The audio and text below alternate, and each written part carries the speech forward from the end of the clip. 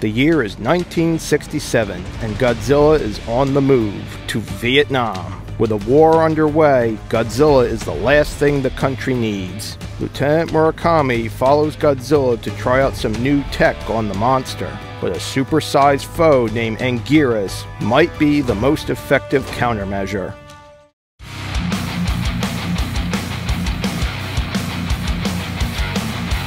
It's been 13 years since Godzilla first made landfall at Japan and Ota Murakami's first encounter with the King of Monsters. Ota is now a seasoned veteran of the AMF, an international organization dedicated to eradicating Godzilla.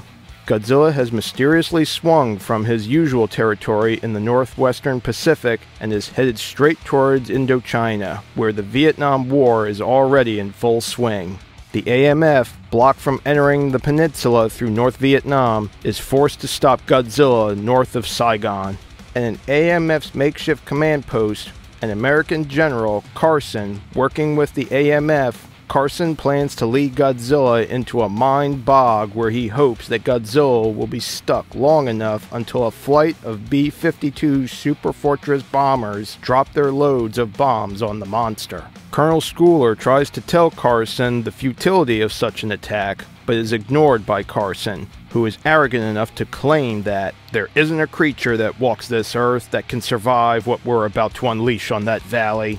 Meanwhile, a battery of maser cannons is set on a hilltop by the EDF's eccentric Doc Randall, who claims that the said maser cannons can blast through a half-mile of solid granite.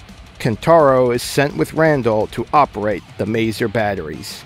Schooler then has a discussion with Ota on why Godzilla would switch his territory so quickly. Ota can't think of anything, but guesses that Godzilla is chasing something. Acting on a hunch, Schooler leaves the command post via helicopter and leaves Ota in charge. Soon enough, Godzilla arrives and gets distracted by several tanks and helicopters, and soon enough, bumbles into mines that several engineers had placed 2 days prior. He then comes into maser cannon range and they open fire.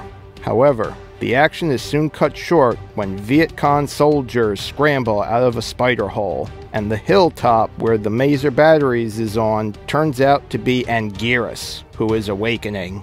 Most of the maser batteries are lost. Meanwhile, Godzilla notices Anguirus and the two engage in a fight. The fight drags on for a while until Anguirus flees. This gives Ken and Randall the opportunity they need to hit Godzilla with the remaining masers.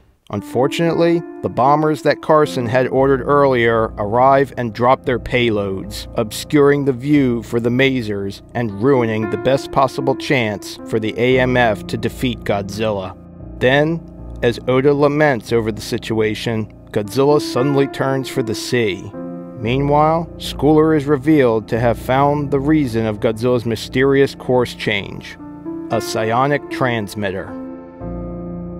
Now, if you want to know what happens next, you can watch the next part right here. Until then, this is Aragon, signing off.